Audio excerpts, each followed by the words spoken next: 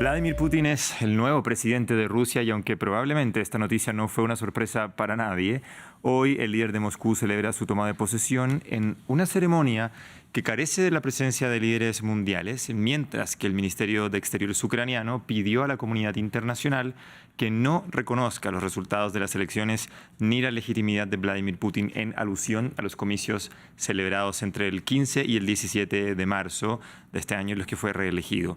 Para profundizar en este día, contactamos con Martín Baña, doctor en Historia por la Universidad de Buenos Aires. Martín, un gusto saludarte y gracias por estar con nosotros. ¿Qué tal? El gusto es todo mío. Martín, quiero comenzar preguntándote por esta reelección de Vladimir Putin. ¿Qué tanto podemos hablar de la legitimidad de esta reelección en tu opinión?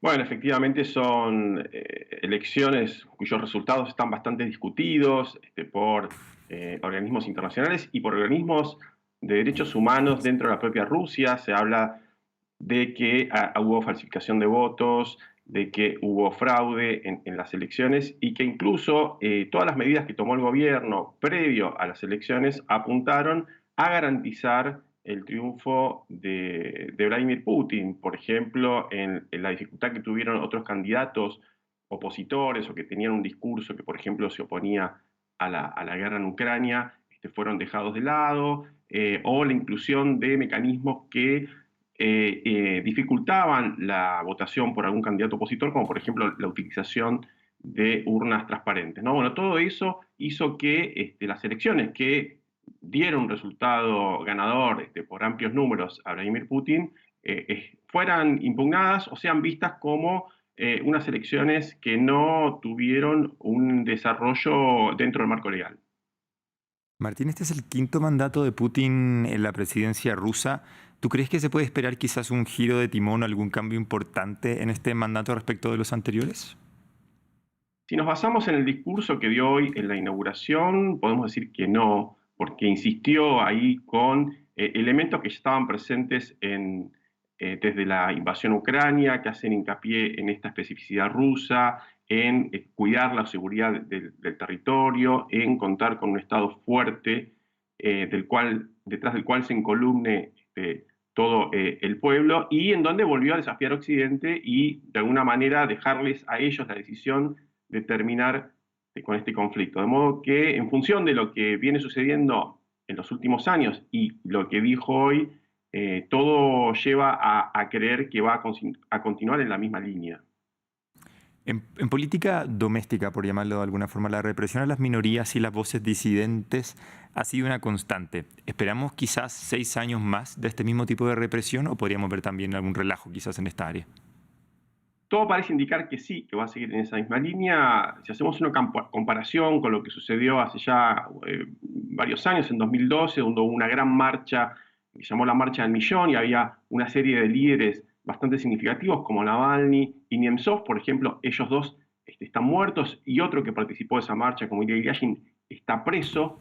Se pasó también, o se intenta pasar una ley que impida a aquellos que son nombrados agentes extranjeros a que puedan ocupar cargos en el Estado, que puedan participar de las elecciones. Y también hoy Putin hizo hincapié en esta cuestión de evitar momentos de fragmentación social y de impugnación del Estado, ¿no? Ahí habló de las lecciones de la historia y acá se refiere sobre todo a lo que sucedió en la Revolución de 1917, donde esa interrupción de la continuidad estatal permitió que hubiera guerras civiles, que hubiera invasiones extranjeras, que hubiera una fragmentación del territorio, con lo cual esto lleva al reforzamiento del Estado y al encolumnamiento de toda la sociedad detrás de su líder.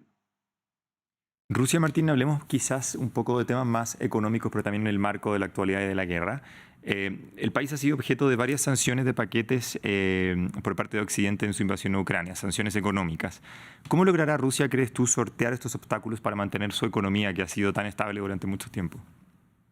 Bueno, al principio fue un cimbronazo, pero efectivamente en poco tiempo, sobre todo a través de las medidas del Banco Central, que impidió la fuga de divisas, logró estabilizar la economía. Sigue habiendo algunos problemas, sobre todo en cuestiones de insumos en la vida cotidiana, pero a grandes rasgos Rusia logró seguir manteniendo la exportación de sus principales commodities, que están vinculados a los combustibles, no solamente relocalizándolos en otros países, sino incluso en aquellos países a los cuales ya comerciaba, obligándolos a pagar en su moneda o a través del Gazprombank, que quedó fuera de las sanciones, y también con algunas medidas que llevaron al retorno de ciertos capitales que estaban ubicados en el extranjero por parte de los capitalistas rusos, lo cual hizo que, bueno, esas medidas que se tomaron desde Europa y de Estados Unidos no afectaran tanto a la economía. Por otra parte, esas sanciones pueden ser utilizadas de manera simbólica, ¿no? Como para reforzar esta idea de que Rusia es la víctima y hay un Occidente que lo está atacando. De hecho, hay muchos rusos que voluntariamente se proponen como miembros de esa lista de sancionados por parte de Europa y de Estados Unidos para reforzar precisamente esta idea de que Rusia es la víctima y no Occidente. Uno de los grandes pendientes de Rusia y quizás de la administración, sobre todo de Vladimir Putin, es la victoria frente a Ucrania. Ante todos los esfuerzos, el conflicto ha llegado a una especie de punto muerto, por llamarlo de alguna manera.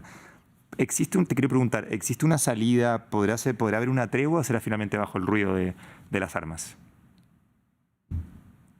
Bueno, es un conflicto que se pensaba para poco tiempo, ¿no? Sobre todo Sí. en Moscú se pensaba que iba a durar algunas semanas y ya lleva 2 años y un poco más. Yo creo que va a depender, se puede seguir manteniendo, sobre todo porque para Putin es un conflicto que le sirve para mantener un control de la situación doméstica.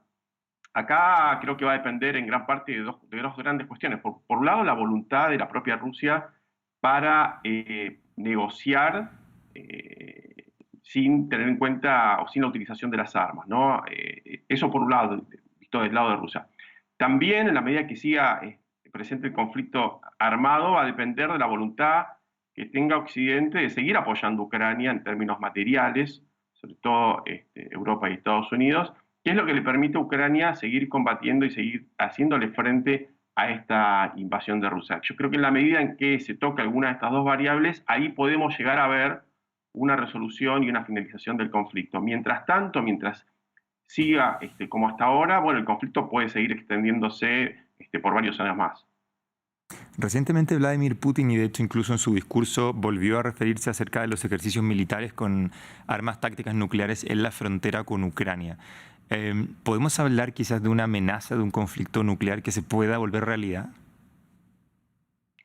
Bueno, es curioso porque Putin a lo largo de estos años ha utilizado esta amenaza nuclear varias veces, incluso cuando decidió lanzar la invasión sobre Ucrania.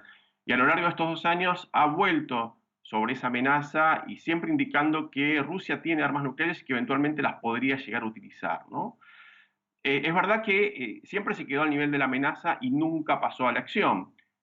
Caso contrario respecto de la invasión a Ucrania, donde él no en ningún momento había anunciado la invasión a Ucrania y de un día para otro finalmente sucedió. Entonces, si nos guiamos por cómo son sus discursos y finalmente sus acciones, bueno, podemos creer que esto va a quedar al nivel discursivo, sobre todo por las acciones y las consecuencias que puede llegar a tener un ataque nuclear. Pero también es verdad que no hay que descartar que con un presidente que tiene algunas características irresponsables respecto del manejo geopolítico, bueno, esto finalmente pueda ser llevado a cabo.